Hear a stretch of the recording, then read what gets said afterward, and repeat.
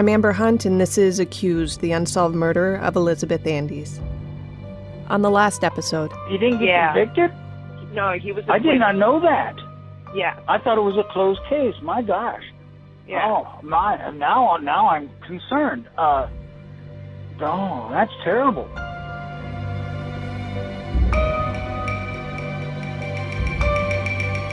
I hate to tell you this, but they were certain there was no involvement at all. In fact, he had an alibi for where he was, which wasn't close to Cincinnati.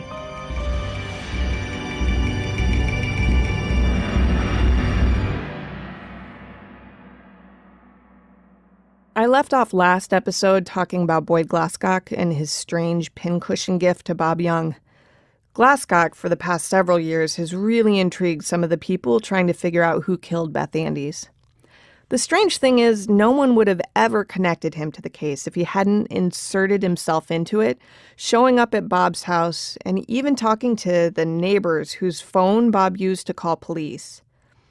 As odd as it sounds, that's something that killers are known to do. You know that saying, he returned to the scene of the crime? Yeah, that was coined because criminals are known to keep watch over the havoc they wreak. There's an element of control at play for people like that. If they're part of the investigation, they might be able to control its outcome. When Glascock visited Bob Young a few days after his arrest, he didn't just offer an ear and moral support, says Deb Lydon, the lawyer working with Beth's family. He came into the house and told Bob Young a series of things, that he had theories about who murdered Beth, that he thought that Bob didn't really love Beth, that Bob was really in love with him, Boyd, and he had a number of things he was talking about, how he'd been in and out of mental wards, and that, anyway, that he'd had a lot of issues, and he, from what I could tell, came across as rather psychotic. He tried to present Bob Young with a gift, what he called a gift. And when Bob Young opened the gift, he saw that it was a pincushion, a red pincushion, which one would expect to find in a sewing kit. And Bob didn't know what to make of it at the time, but said, "You need to take this with you and you need to go." Bob didn't think much about the pincushion, but when Lydon heard about it decades later, something clicked for her. The significance to me is that it probably came from Beth's sewing kit, and that he was trying to show a sign of what he knew about the murder. I don't think Bob Young realized the significance of the pincushion, if there was any. I don't think the police did, or Bob's attorney or whatever. I think it just seemed very odd. I agree it's odd, and yet I go back and forth on just how odd. One night I was chatting about the case to my husband, who's been pretty interested in this whole thing as it's unfolded. I like getting feedback from him because he doesn't think the same way I do, and in truth, he doesn't have the kind of borderline debilitating empathy I can sometimes have. When I told him about the pincushion, he shrugged it off. My husband is an artist, and he said he could see someone finding it appropriate to give me a gift of a paintbrush if something awful happened to him. My jaw about hit the floor. Even if you'd just been killed with art supplies? What kind of heartless creep would give a gift like that? And anyway, would they look like it had been dripped in blood? My husband shrugged, maybe. I asked Bonnie, Glascock's relative, about the gift, and she was just as ambivalent. Well, let's see. That's not something, for example, that I would consider giving someone. He saw things not in necessarily an ordinary perspective, and maybe that's the artsiness. You know, he was quite an artist. In knowing him, that it didn't surprise me, amaze me, or just kind of more of a matter of fact. Regardless, Bob was unnerved by the visit. He wrote a lengthy letter about it for his lawyer, who in turn gave it to prosecutors. In it, he said that Glascock asked him to lie on Bob's bed with him so they could talk about the case, Bob said he passed. That letter, or more precisely, the behavior described in the letter, is undeniably odd. Glascock said he had visited the Candlewood Terrace apartments where Beth died and had even chatted with the men whose phone Bob had used to call police. He said he'd seen Bob working the previous summer at Village Center, that he'd watched him as he carried a bottle of wine across the store. He said he read the Miami University yearbook and learned that the football team had had a bad season in 1976. Glascock said he knew why. He said Bob Young hadn't played well because Bob was in love with him. His mind wasn't on the game. Bob told him he was crazy and got his parents to help boot him out the door. Glascock called back the next day, Bob wrote in the letter, but Bob wouldn't take the call. In the case file, there's a notation that indicates a detective talked to Glascock at some point after this visit. It implies that Glascock was standoffish. Asked to give a formal statement, he reportedly said he'd think about it, though it appears he never did. Glascock and some relatives of his did offer up an alibi for December 28th. He said he was at a cousin's house in Lexington, Kentucky, at the time of the murder. A police note indicates a cousin said that several family members went to the ice capades the night of the murder. I searched through old Lexington papers and did find that the ice capades were in town from December 28th through the 31st. It's impossible to confirm that the Glascock clan went that first night, of course. According to the ads, that night was earmarked and sold out as a family night sponsored by the local newspaper. A few years ago, Lydon called that cousin of Glascock's who reportedly had told police about the ice capades. Too much time had passed, and she couldn't remember 1978 specifically anymore for Lydon. Bonnie, the relative I spoke to, said the family tried time and again to get Glascock help, but he was too proud to accept it, maybe too sick to realize he even needed it. We tried everything possible to get him help. And on top of that, he was whip smart and very good at talking his way out of confrontations. Mental illness is, of course, a tricky subject.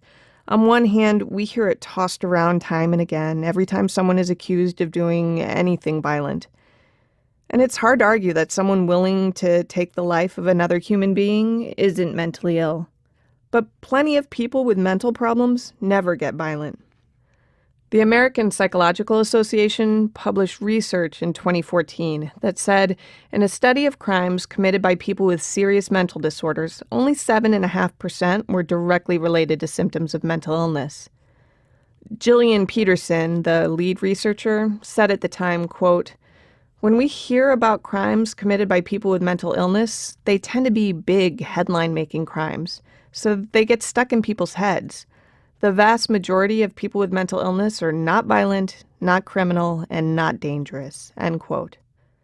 Okay, but that's the vast majority. What if Glascock's an anomaly? There's another element here, too. Glascock was gay. Lydon looks at the way Beth was killed. No apparent sexual assault with stab wounds to her breasts. There's even what appeared to be a stab wound to her labia. And she wonders, was this maybe an assault on her very sexuality? Could that be a sign that the crime was committed by a possibly repressed gay man? Oxford Lieutenant Robinson is guarded in how much he talks about his suspicions, but I caught that he points to Glascock without using names. I think there's three possibilities, and I would give the greater weight of one of the three that person's dead. So keeping... we can't find that answer. I Right. don't know, but... what about... Can you tell me why you lean toward him then? A lot of it is the psychological profile. Okay. So I'm not sure if you've seen the photos from the scene. I have, yeah. It's brutal. This thing was very brutal. It was. And it was not.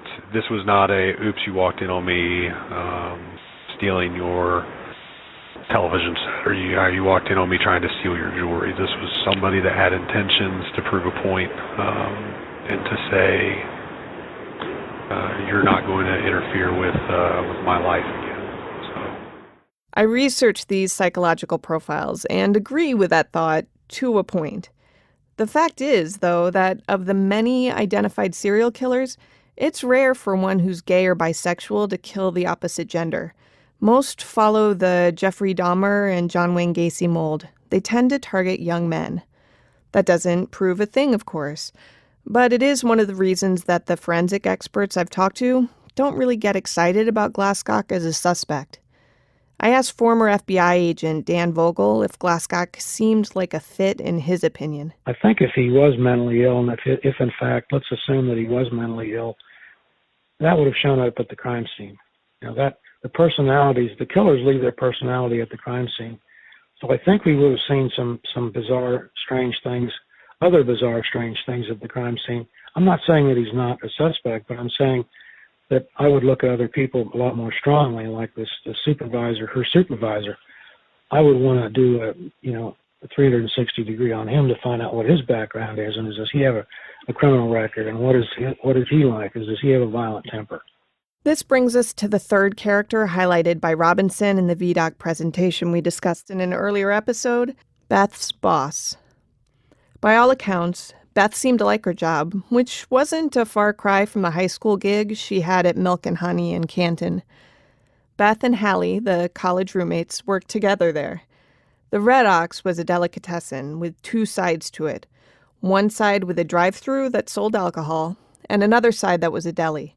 Beth and Hallie worked on the deli side. We ate more sandwiches that year than probably sold. So we would serve behind the counter, slicing meat, making sandwiches, spooning salads, and so on and so forth. And then our manager worked on the other side, which was the drive-thru. The manager's name was Robert Buzz Call. That's C-A-U-L. We've mentioned him before because the day after Beth died, he called police to tell them about the last time he'd seen Beth, which was at her apartment the night before she died. Hallie remembers Buzz as being much older than she and Beth and was surprised to learn recently that he actually was only a few years older than they were. He was what the college kids called a townie, someone who lived in town permanently, not just for college. In fact, he stayed in Oxford several years after the murder, according to his friends. Call reached out to Oxford police December 29th and offered to write a statement describing his last encounter with Beth for Officer Roger Brooks. That's the same officer who had given Beth a speeding ticket the morning before she died. In the statement, Call wrote that he'd gone to Beth's apartment to talk and party. He arrived around 9 p.m. and left between 11:15 and 11:30. Quote, "We smoked a couple of joints and I had some wine and she drank some Pepsi. Conversation was the usual in so much as, how was Christmas? How long are you in town for? What are you doing for New Year's? Have you found an apartment yet?" End quote. He described what Beth wore that night, a gray sweater and a pair of blue jeans, clothing that I later noticed was actually featured in the crime scene photos. The sweater, in fact, had been wrapped around the fatal scissors, apparently in an attempt to keep fingerprints off of it. Call said that Beth complained about her door being left unlocked, and he suggested that she complain officially about it in the morning. Quote, "We watched the movie on TV and talked, and while we talked, she did some packing," end quote. He went on to praise Beth's work ethic. She was friendly and intelligent, he said, with a highly visible post serving customers and a lot of friends. And he couldn't imagine any reason why someone would want to kill her. Call gave that statement about noon on December 29th, the day after Beth died. The time is jotted in the upper right corner of the paper.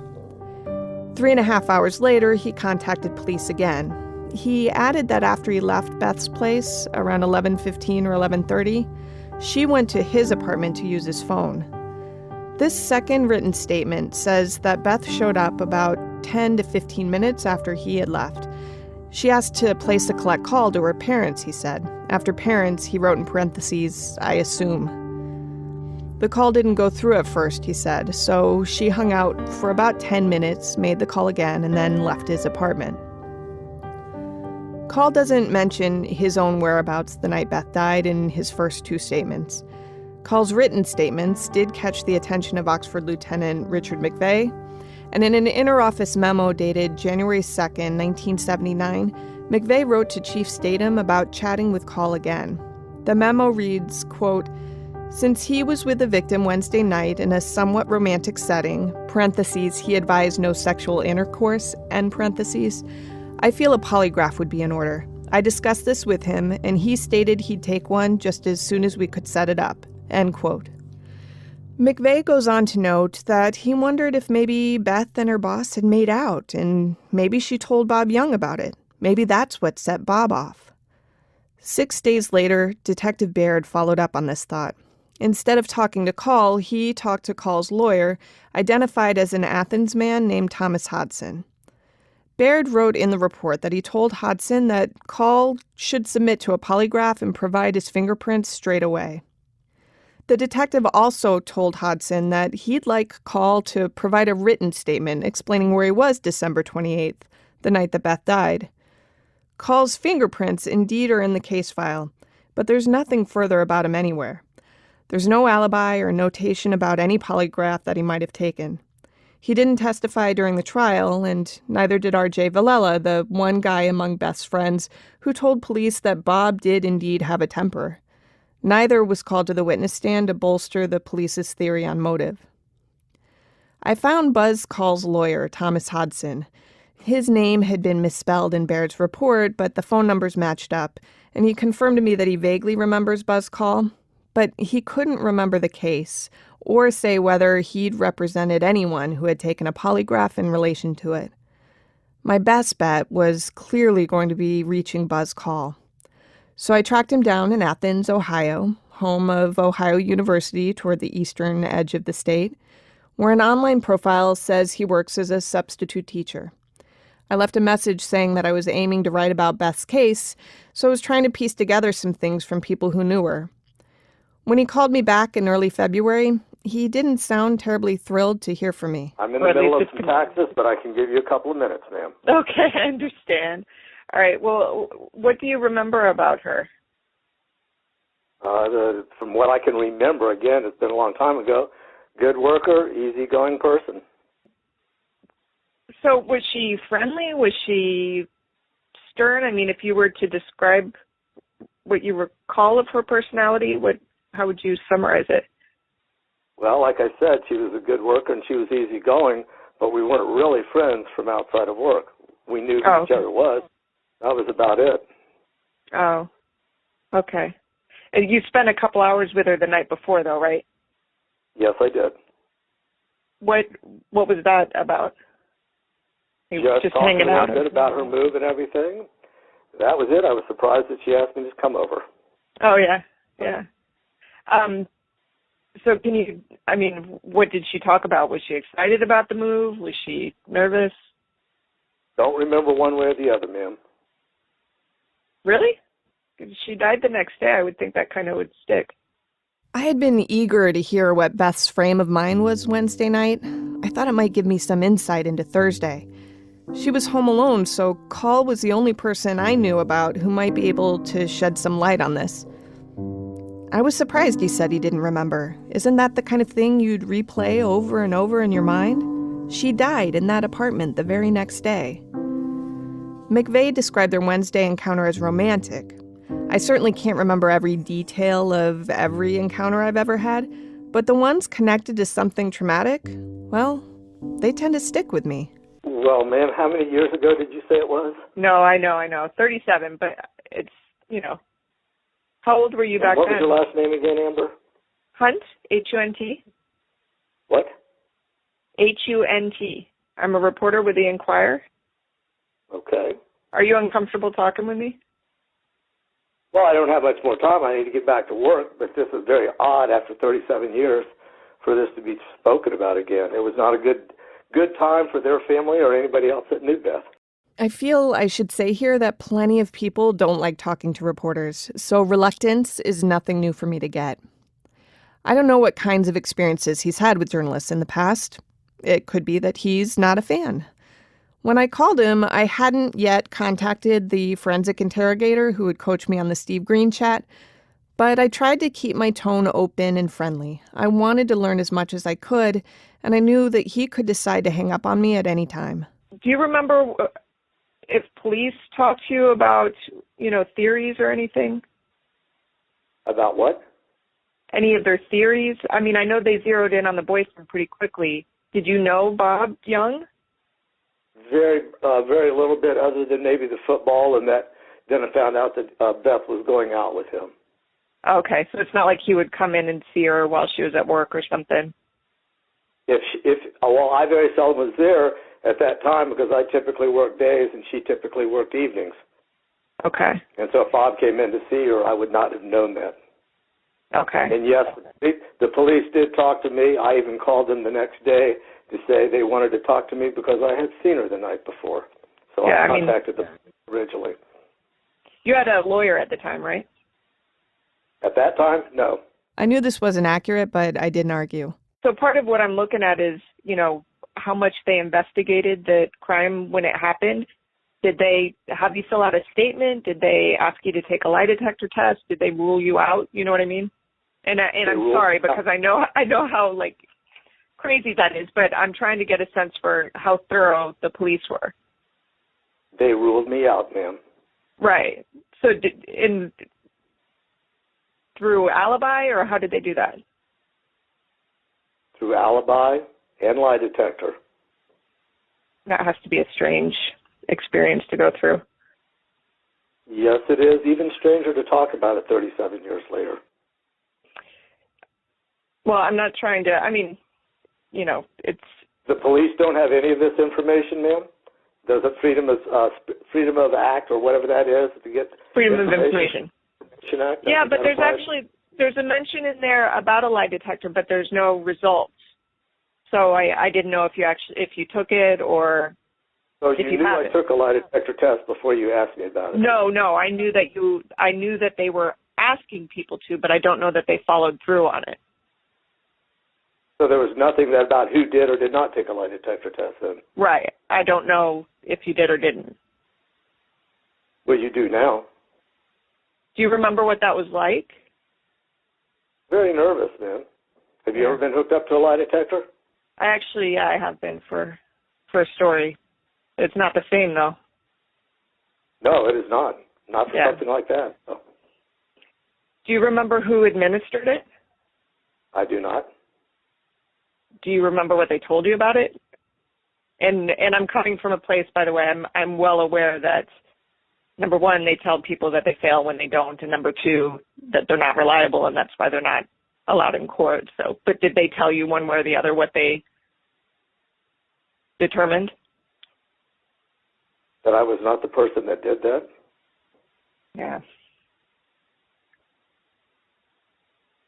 I can understand that you're reticent, and you don't know me, and you don't know why I'm doing it. But I'm not. I'm just trying to tell a story about a woman whose murder still isn't officially solved anyway. So. How did you come upon this story to begin with?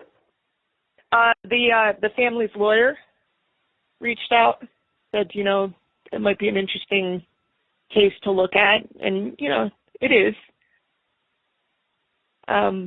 Mostly because... Interesting is not a word I would use for a murder, ma'am. I think that's fair, and that's probably fair. I don't mean to diminish it. Okay, are there any other questions before I get back, ma'am? Well, can I talk to you further about, because No, we've been on the phone, 10 minutes or so now? I think that's long enough. Why are you angry with me?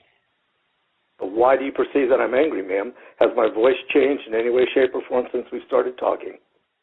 No, it's been confrontational the whole time. Okay, I guess I could say the same about you. Now that you're saying something like this, it makes me even more nervous. So may I have who your boss is at Cincinnati Enquirer? Yeah, absolutely. My boss is Peter, Bhatia. I don't call Peter often. If I need him, I usually just walk into his office. So I legitimately had to search online for his phone number. While doing so, I did what I'm trained to do as a reporter. I kept asking questions. I figured I was losing him anyway, so I might as well go for broke. So the police records indicate you had a crush on her? Did you have a crush on Beth? That would be incorrect, ma'am. That's incorrect. That would be incorrect, and you were going to give me the number for your boss? I gave him the phone number. He thanked me and hung up, and then called my boss to confirm that I worked for the paper but provided no context for the question. I wrote Buzz a letter after our chat, assuring him that I simply wanted to learn about Beth as a person, and invited him to call me back. He never did. Soon after this call, my producer, Amanda, and I interviewed Hallie Chapman, married name Macaulay, in person with her husband, Rich. I asked her about her former boss.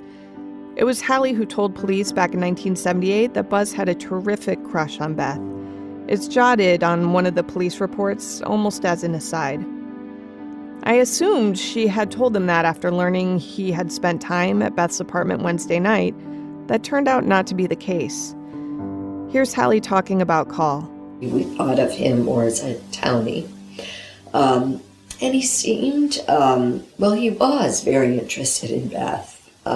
Asked personal questions about her, especially as her relationship with Bob was unfolding, and so you and Bob going out, or how Bob, your football player friend. I remember his comments being just enough to make us uncomfortable. And we would talk about that, and it was a very short walk home for us from the Red Ox to our home on Ardmore. That's the apartment Beth shared with several girls until August when she moved into Candlewood. And there was an agreement between the two of us that if we weren't walking home together, that we would have someone walk home with us. The antenna for us, and the reason why I told this to the police, was he was someone that we did not feel comfortable being left alone with, especially when he was there. Again, we didn't always work together, but in the deli there were always two. And at closing time, I would say to her, do you have someone to walk you home? Many times Bob would pick her up. Or she would say to me, do you want me to swing by and walk home with you? We had concerns about him. Were they real concerns, or were they, haha, creepy old guy, and I'm a flighty college kid? Yeah, because I was there too, Yeah. I guess I would describe it as just enough to allow us to say, if Buzz is there, and he was, I don't remember him not being there, why don't I swing by and walk home with you? But even more so when she was killed. Then it went, for me, away from kind of a creepy guy, let me walk you home, to has anybody talked to him? Buzz sounded pretty firm when I asked about a crush on Beth, so I pushed Hallie hard about why she thought he had one. She described him as flirtatious and said he would leave his post on the booze side of the business to hang out in the deli when Beth was there. It was kind of the, hey, good looking, or man, you're looking good today, kind of compliments or comments, or what are you doing after? There was, again, reference to Bob. I bet you're going out with your big football player boyfriend tonight. He was very interested in what we were doing after hours. I don't remember him specifically asking her for a date, but certainly was interested in spending some time after work. Beth wasn't shy about telling him to back off, Hallie said. She'd say, I think I heard the bell ring, I think you have a customer, to shoo him back to his side of the business. We made it known to him. Remember, he was our boss. So we weren't quite rude, but we made it known to him, and certainly Beth said that she was not interested romantically in him. I asked Hallie and Rich, her husband, about the Wednesday visit. I asked as though they'd know what I was talking about, but it soon became clear they didn't. Do you know that he told police that he was at her apartment Wednesday night? No, I didn't know that. So I didn't know that Buzz was there. Does it make sense that he would have been at her apartment Yes. Wednesday night? Yes. Why? So that Buzz would have been at her apartment because he was very interested in her. So. But would it have made sense that she let him in? Oh, no. No. It would make sense to me that he would want to be there. It would not make sense to me that Beth would have invited that. Hallie, I think I am aware of something in the case file that I don't think you're aware of. Could be. Is this ringing any bells at all? So, of Buzz being there? yeah. No, I'm not. I'll answer that for me, not at all.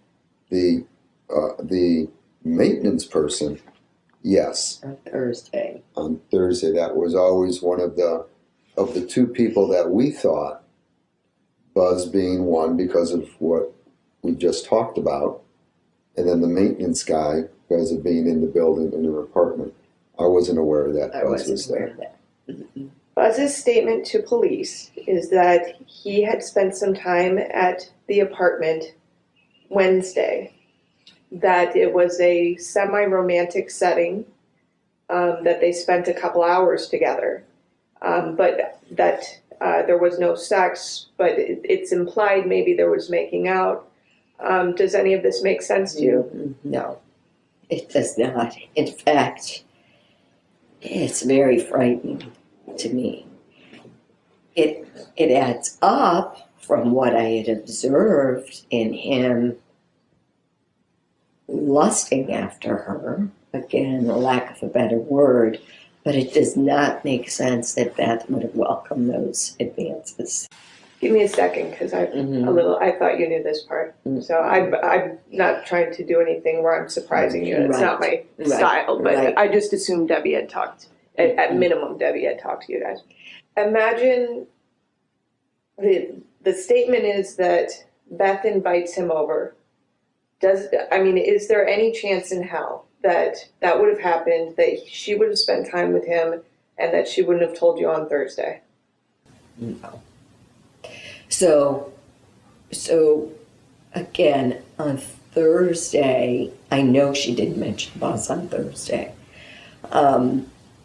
And I wonder if, it could have been I forgot, but it was such a thing between us that I would have thought that she would have mentioned it, because she was, mentioning again her disappointment in this facilities person. So I'm at a loss as to whether or not that could have occurred.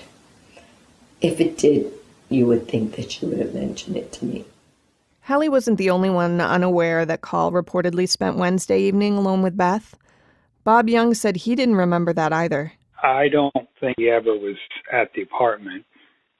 At least, I don't know that he was ever there. And they never told you that he said he was there the night before? No. I don't remember that. Okay. So no, I don't think I would have, that would enforce my thought of him doing it, but I don't remember that. And, but I just thought he was, I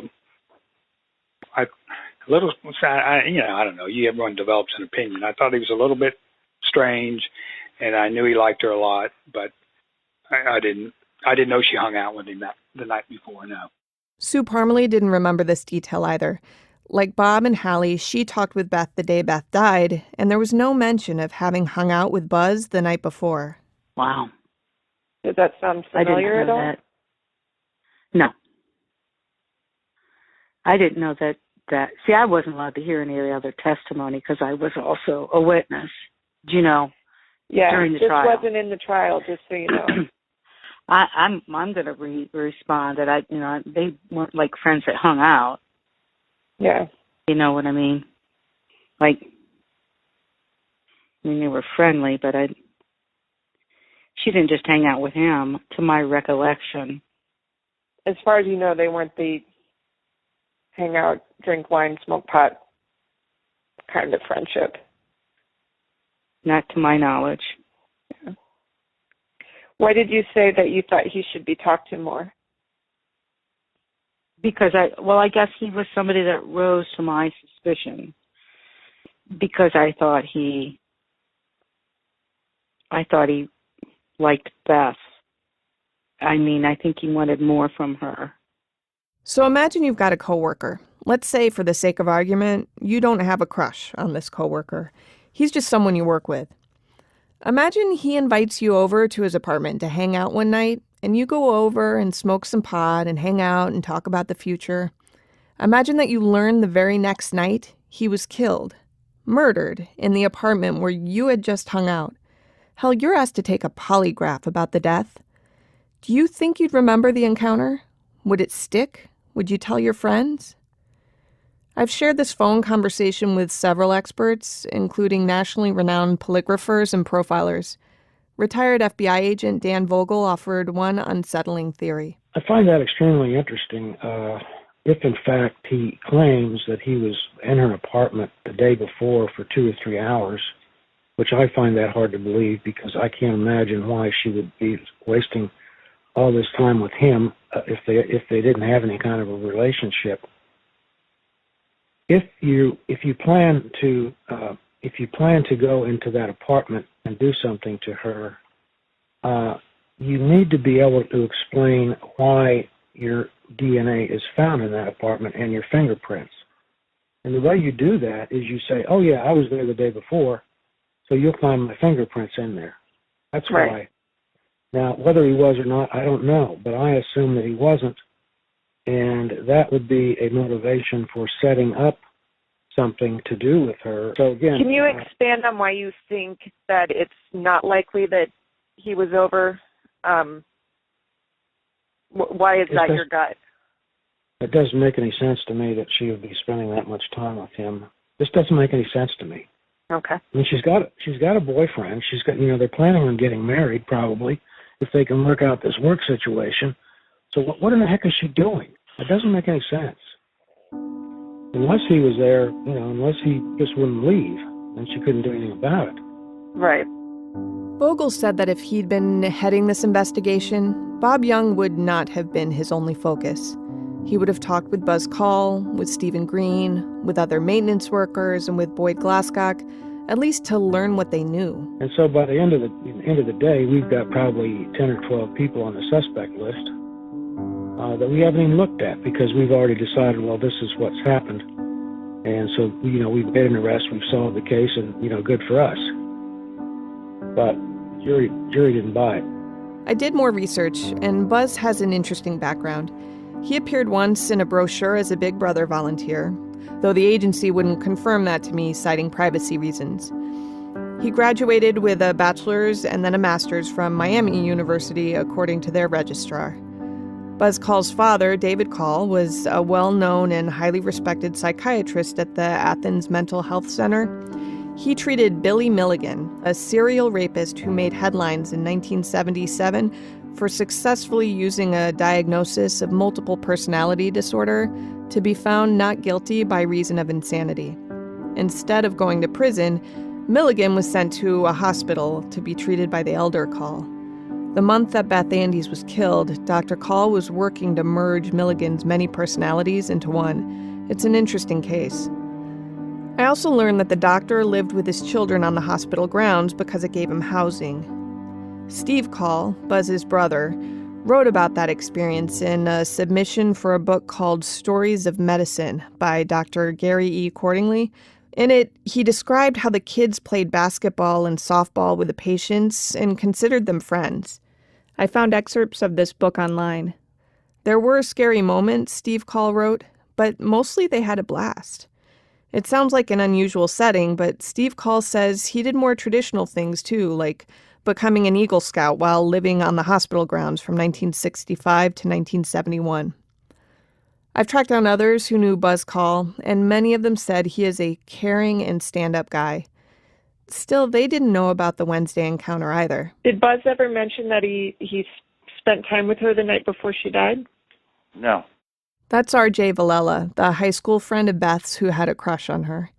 He told me that he knew Call really well because they stayed friends 3 or 4 years after Beth died. Despite both being directly connected to this headline-making tragedy, Buzz apparently never mentioned that he had spent time with one of RJ's best friends the night before she died, or that he had taken a polygraph because of it. In a strange coincidence, Al Gerard, the guy who was at the movies with maintenance man Steve Green the night Beth died, also knew Buzz Call. They met at a restaurant a few years after the death, around the time the civil suit would have been going to trial. Gerard said Call was his boss, and they grew to be friends, too. He said Call never mentioned that an employee had been murdered. He could be sort of real stinker of a manager, but I just let that run off my back. 99% of the people did. And you just go, damn it, nobody ever listens to me. Good-naturedly. So kind of, I mean, that's sort of a harmless vibe then, like, you know. Yeah, it's sort of like his bark is worse than his bite type of thing. Okay. Huh, I didn't know that. And how he treated his female employees well? Yeah. Never any complaints about how he came across them? Okay. I really wanted to talk to a woman who knew and worked for Call to hear the female perspective on him. So I called Sandy Caldwell. She met Buzz in the early 80s when he opened a bar called Light Horse Harry Lee's in Oxford. So this was a few years after Beth's murder. Sandy's been friends with Call ever since and assured me there's no way he did anything sinister. There's not enough ethically that I can say good about Buzz. He is a person that is one of my, frankly, at this point, still one of my most trusted friends. And while he may socialize with workers, there would have been, there's nothing he would have had to do with foul play. I mean, I would say sincerely from the bottom of my heart that there's nothing that I would say would make him a point person of interest, because he was the kind of guy that, you know, we all knew, and we often would all, part of the bar mentality when you're working in that environment is that you all go to somebody's place and drink after work, you know, to wind down. So I suspect that that's probably why he was with her the night before, because that's kind of what we all did with each other, at least in the 80s, and I'm presuming the same happened in the, you know, in the 70s. Yeah, I hear you. Okay. No, I'm really happy because I mean, again, ethically, he's not at all somebody that would be even remotely capable of doing anything. I mean, even morally, he's got a very strong moral line. So in terms of even fooling around with an employee, no, he wouldn't do that. He draws his lines ethically and integrity around his position. He's always been that way, which is one of the many reasons we love him. If anything, we would give him crap a lot of times because he was always somebody that would go by the rules, and we would always be the ones, you know, drinking on the clock and doing all the things that you weren't supposed to be doing, but that you often did because it was college. But Sandy did say one more thing. She volunteered that Pat Baird, the lead detective on Beth's case, was a good friend of Buzz's. If Pat knows Buzz really well, I mean, we all knew each other. Pat used to come drink at Larry Moon's and Light Horse Harry Lee's. Oh, Pat knows Buzz well? Oh, yeah. Oh, okay. Okay. Yeah, he knows. I didn't know because... No, but he knows Buzz very well because those guys all used to golf together and stuff. And again, Pat, being the detective, he used to come after shift and drink at our bar, and Buzz was my boss. Al was one of my coworkers. So again, the weird little circle of connections is all there.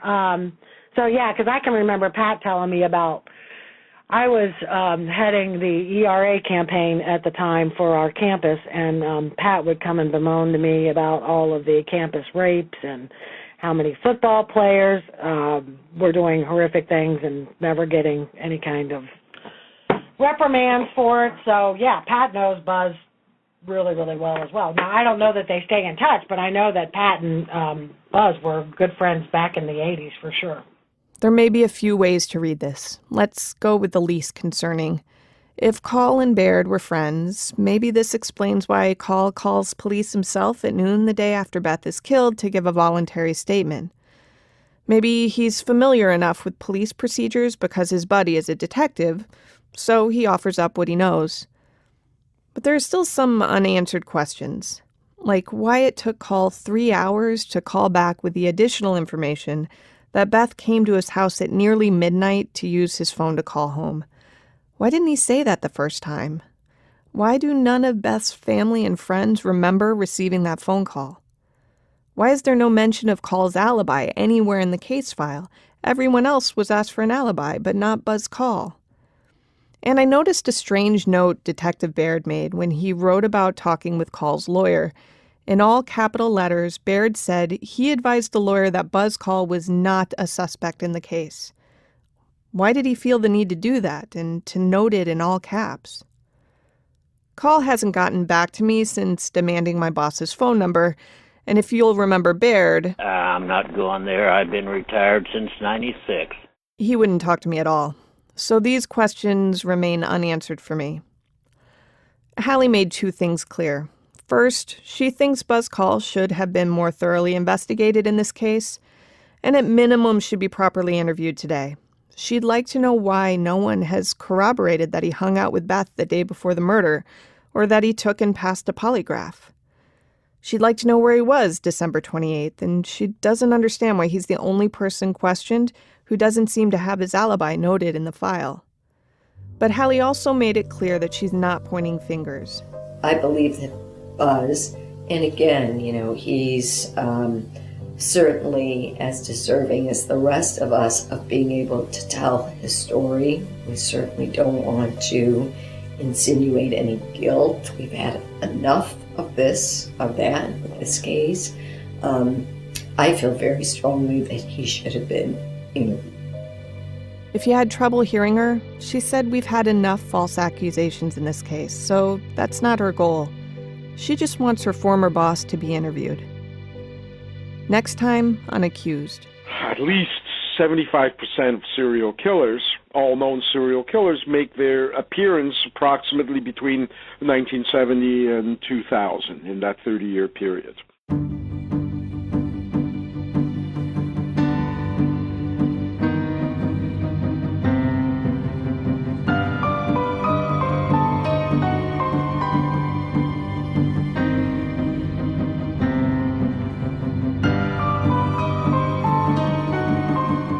This is a special project from the Cincinnati Enquirer, narrated by Amber Hunt, produced by Amanda Rossman, edited by Amy Wilson, and engineered by Stephen Baum at Cincinnati Public Radio. Music was composed by Andrew Higley. To look at case documents, photos, videos, and more, visit cincinnati.com/accusedpodcast.